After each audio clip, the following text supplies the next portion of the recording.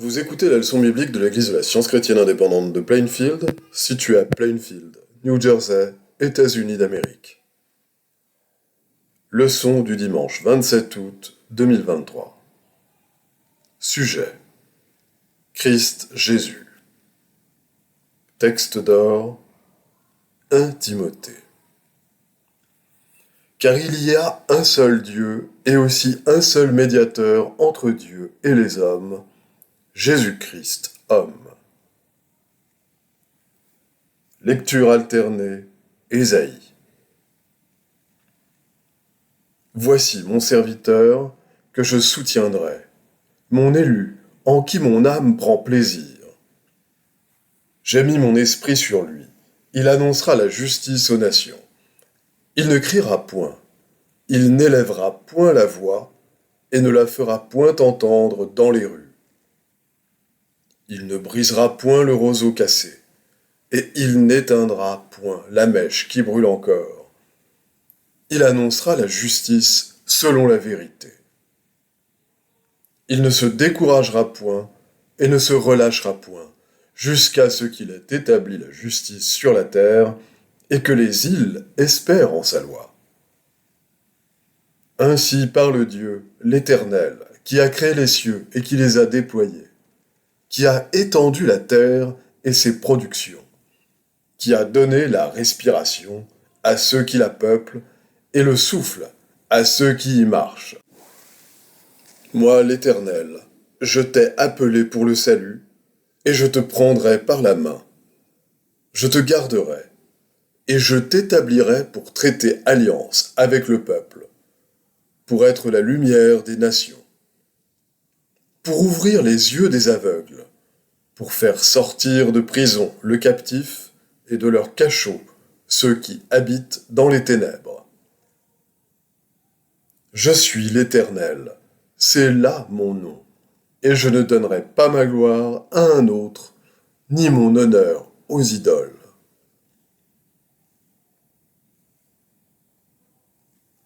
La Bible. Commencement de l'évangile de Jésus-Christ, Fils de Dieu. En ce temps-là, Jésus vint de Nazareth en Galilée, et il fut baptisé par Jean dans le Jourdain. Au moment où il sortait de l'eau, il vit les cieux s'ouvrir et l'Esprit descendre sur lui comme une colombe.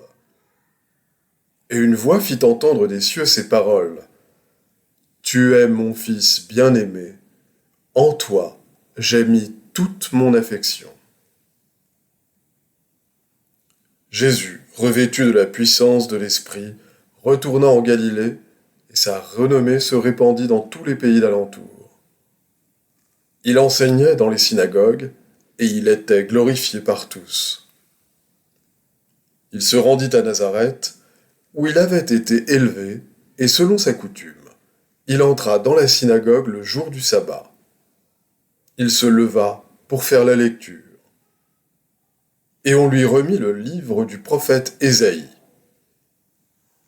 L'ayant déroulé, il trouva l'endroit où il était écrit: L'Esprit du Seigneur est sur moi, parce qu'il m'a oint pour annoncer une bonne nouvelle aux pauvres, il m'a envoyé pour guérir ceux qui ont le cœur brisé, pour proclamer aux captifs la délivrance et aux aveugles le recouvrement de la vue, pour renvoyer libres les opprimés, pour publier une année de grâce du Seigneur.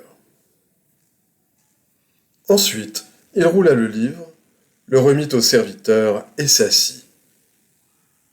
Tous ceux qui se trouvaient dans la synagogue avaient les regards fixés sur lui. Alors il commença à leur dire: Aujourd'hui, cette parole de l'Écriture que vous venez d'entendre est accomplie. Et voici deux aveugles, assis au bord du chemin, entendirent que Jésus passait et crièrent: Aie pitié de nous, Seigneur, fils de David. La foule les reprenait pour les faire taire, mais ils criaient plus fort: Aie pitié de nous, Seigneur, fils de David. Jésus s'arrêta, les appela et dit: Que voulez-vous que je vous fasse? Ils lui dirent: Seigneur, que nos yeux s'ouvrent. Ému de compassion, Jésus toucha leurs yeux, et aussitôt ils recouvrèrent la vue et le suivirent. Quand ils sortirent de la barque, Jésus vit une grande foule et fut ému de compassion pour eux, parce qu'ils étaient comme des brebis qui n'ont point de berger, et il se mit à leur enseigner beaucoup de choses. Comme l'heure était déjà avancée, ses disciples s'approchèrent de lui et dirent : « Ce lieu est désert, et l'heure est déjà avancée. Renvoie-les, afin qu'ils aillent dans les campagnes et dans les villages des environs pour s'acheter de quoi manger. » Jésus leur répondit : « Donnez-leur vous-même à manger. » Mais ils lui dirent : « Irions-nous acheter des pains pour 200 deniers, et leur donnerions-nous à manger ?» Et il leur dit : « Combien avez-vous de pain ? Allez voir. » Ils s'en assurèrent et répondirent : « 5 et 2 poissons. » Alors il leur commanda de les faire tous asseoir par groupes sur l'herbe verte. Il prit les 5 pains et les 2 poissons, et levant les yeux vers le ciel, il rendit grâce. Puis il rompit les pains et les donna aux disciples, afin qu'ils les distribuassent à la foule. Il partagea aussi les 2 poissons entre tous. Tous mangèrent et furent rassasiés. Et l'on emporta 12 paniers pleins de morceaux de pain et de ce qui restait des poissons. Ceux qui avaient mangé les pains étaient 5000 hommes. Le jour suivant, Jésus alla dans une ville appelée Naïn. Lorsqu'il fut près de la porte de la ville, voici, on portait en terre un mort, fils unique de sa mère, qui était veuve. Le Seigneur, l'ayant vue, fut ému de compassion pour elle et lui dit : « Ne pleure pas. » Il s'approcha et toucha le cercueil. Ceux qui le portaient s'arrêtèrent. Il dit : « Jeune homme, je te le dis, lève-toi. » Et le mort s'assit et se mit à parler. Jésus le rendit à sa mère. Tous furent saisis de crainte, et ils glorifiaient Dieu, disant : « Un grand prophète apparut parmi nous, et Dieu a visité son peuple. » Philippe lui dit : « Seigneur, montre-nous le Père, et cela nous suffit. » Jésus lui dit : « Il y a si longtemps que je suis avec vous, et tu ne m'as pas connu, Philippe ?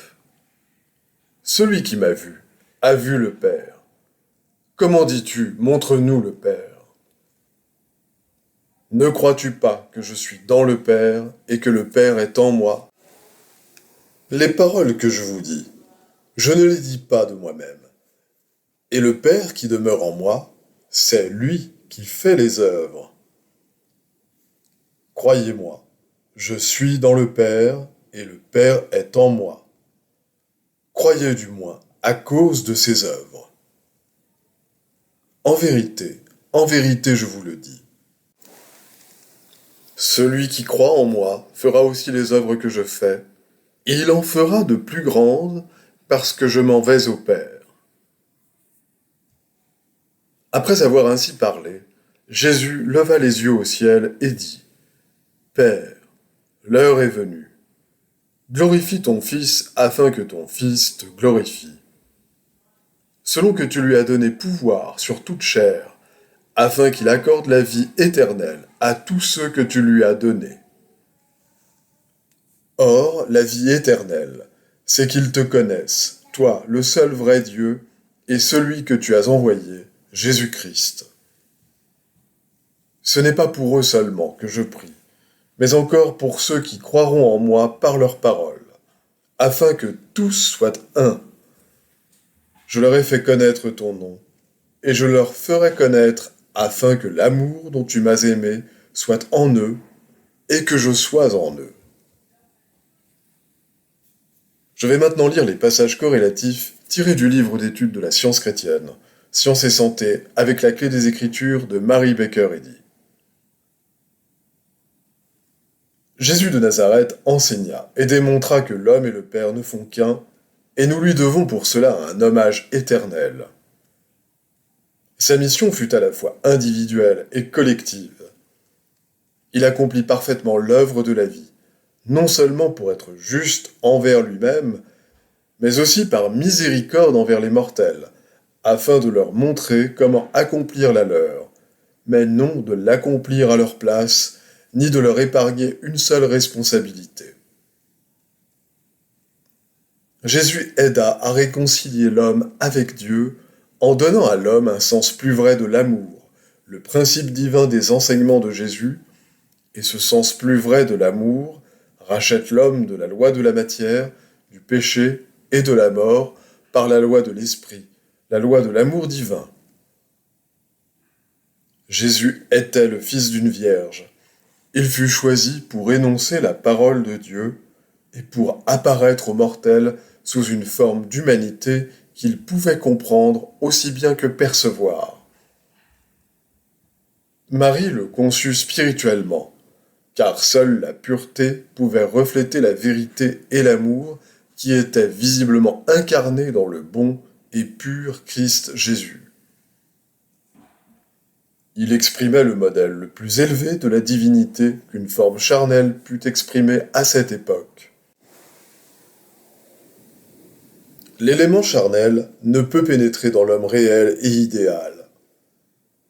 C'est ainsi que le Christ illustre la coïncidence ou l'accord spirituel de Dieu et de l'homme à son image. Christ n'est pas tant un nom que le titre divin de Jésus. Christ exprime la nature spirituelle, éternelle de Dieu. Ce nom est synonyme de Messie et se rapporte à la spiritualité qui est enseignée, illustrée et démontrée par la vie dont Christ Jésus fut l'incarnation. Jésus enseignait qu'il y a un seul Dieu, un seul esprit qui fait l'homme à l'image et à la ressemblance de Dieu, de l'esprit, non de la matière. L'homme reflète la vérité, la vie et l'amour infini. La nature de l'homme, ainsi comprise, renferme tout ce qu'impliquent les termes image et ressemblance tels qu'ils sont employés dans l'Écriture. La vie de Jésus prouva divinement et scientifiquement que Dieu est amour, tandis que les prêtres et les rabbins affirmaient que Dieu est un puissant potentat qui aime et qui est. La théologie judaïque ne donnait aucune idée de l'amour immuable de Dieu. Jésus enseigna le chemin de la vie par la démonstration, afin que nous puissions comprendre comment ce principe divin guérit les malades, chasse l'erreur et triomphe de la mort. Jésus présenta mieux l'idéal de Dieu que ne le pouvait tout homme d'une origine moins spirituelle. Par son obéissance à Dieu, il démontra plus spirituellement que tout autre le principe de l'être. Bien qu'il démontrât son empire sur le péché et la maladie, le grand maître ne dispensa nullement les autres de donner les preuves indispensables de leur propre piété. Il travaillait pour leur servir d'exemple, afin qu'ils puissent démontrer comme lui ce pouvoir et en comprendre le principe divin. Sa mission était de révéler la science de l'être céleste, de prouver ce qu'est Dieu et ce qu'il fait pour l'homme. L'enseignement de la vérité et l'application de cette vérité par Jésus impliquaient un tel sacrifice que nous sommes forcés d'admettre que c'est l'amour qui en était le principe. C'était là la précieuse signification de la carrière sans péché de notre Maître et de sa démonstration de puissance sur la mort. Il prouva par ses œuvres que la science chrétienne détruit la maladie, le péché et la mort. Jésus envoya à Jean-Baptiste un message qui devait prouver incontestablement que le Christ était venu. Allez rapporter à Jean ce que vous avez vu et entendu. Les aveugles voient, les boiteux marchent, les lépreux sont purifiés, les sourds entendent, les morts ressuscitent. La bonne nouvelle est annoncée aux pauvres. En d'autres termes, rapportez à Jean ce qu'est la démonstration du pouvoir divin, et il verra aussitôt que Dieu est le pouvoir dans l'œuvre messianique. Le christianisme, tel que Jésus l'enseignait, n'était pas un credo, ni un système de cérémonie, ni une dispensation spéciale d'un Jéhovah ritualiste, mais c'était la démonstration de l'amour divin qui chasse l'erreur et guérit les malades, non pas simplement au nom du Christ, la vérité, mais par la démonstration de la vérité, comme il en va nécessairement dans les cycles de la lumière divine. Jésus établit son Église et maintint sa mission sur un fondement spirituel de guérison Christ. Il enseigna à ses disciples que sa religion avait un principe divin qui pouvait chasser l'erreur et guérir à la fois les malades et les pécheurs. Il ne prétendait à aucune intelligence, aucune action, aucune vie en dehors de Dieu. En dépit de la persécution que cela lui valut, il usa de son pouvoir divin pour sauver les hommes, tant corporellement que spirituellement. Jésus démontra le pouvoir qu'a la science chrétienne de guérir les entendements et les corps mortels.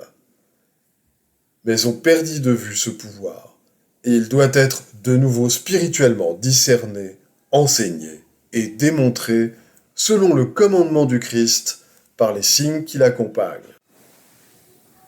La science de ce pouvoir doit être perçue par tous ceux qui croient en Christ et comprennent la vérité spirituellement. N'est-ce pas en quelque sorte une infidélité de croire qu'une œuvre aussi sublime que celle du Messie fut accomplie pour lui-même ou pour Dieu, qui n'avait pas besoin de l'exemple de Jésus pour l'aider à maintenir l'harmonie éternelle? Mais les mortels avaient besoin de cette aide, et Jésus leur montra le chemin. L'amour divin a toujours répondu à tout besoin humain, et y répondra toujours. Il n'est pas bien de se figurer que Jésus démontra le pouvoir divin de guérir uniquement pour une certaine élite ou pour une période de temps limitée, puisqu'à toute heure, l'amour divin dispense tout bien à l'humanité entière. Jésus dit en parlant des enfants de Dieu, non des enfants des hommes. Le royaume de Dieu est au-dedans de vous, c'est-à-dire la vérité et l'amour règnent dans l'homme réel, ce qui montre que l'homme, à l'image de Dieu, n'est pas déchu et qu'il est éternel. Jésus voyait dans la science l'homme parfait qui lui apparaissait là où l'homme mortel pécheur apparaît au mortel. En cet homme parfait, le Sauveur voyait la ressemblance même de Dieu, et cette vue correcte de l'homme guérissait les malades. Ainsi Jésus enseignait que le royaume de Dieu est intact, universel, et que l'homme est pur et saint. Les devoirs quotidiens de Mary Baker Eddy. Prière quotidienne. Il sera du devoir de tout membre de cette Église de prier chaque jour, que ton règne vienne, que le règne de la vérité, de la vie et de l'amour divin soit établi en moi et élimine de moi tout péché. Et puisse ta parole enrichir les affections de toute l'humanité et la gouverner. Règles pour les mobiles et les actes. Ni l'animosité, ni un attachement purement personnel ne doivent déterminer les mobiles ou les actes des membres de l'Église mère. Dans la science, l'amour divin seul gouverne l'homme, et un scientiste chrétien reflète les douces aménités de l'amour en réprouvant le péché et en manifestant un véritable esprit de fraternité, de charité et de pardon.